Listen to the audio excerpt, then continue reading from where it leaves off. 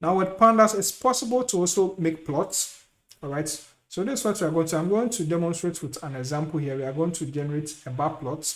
And so you can do this if you want to make a plot. Let's just do a query here, df. Okay, let's say you want to generate a bar plot for the accuracy. Okay, we have individual models here. You want to get a bar plot for the accuracy. All right.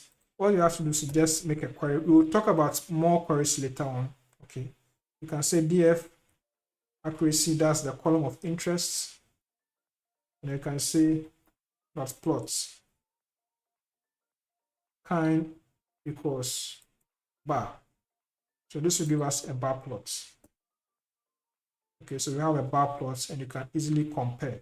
Okay, so with respect to accuracy, you can compare and then you see that this RF is the highest. Of course, that's what we got, 0.7807. This was followed by this ensemble here and that. So if you have a bar chart, it allows you to easily compare, all right, because it's more visual. Okay, you can also generate pie charts, etc. But there's something I'm also going to cover in detail in another tutorial. Or you can also check the Pandas documentation. That will give you more information as to the plot you can generate. Okay, so here we just made a plot for just one of the columns.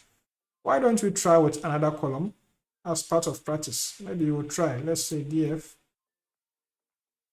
precision dot plot and was bar. Let's do this. And we have that also here. This is a bar chart.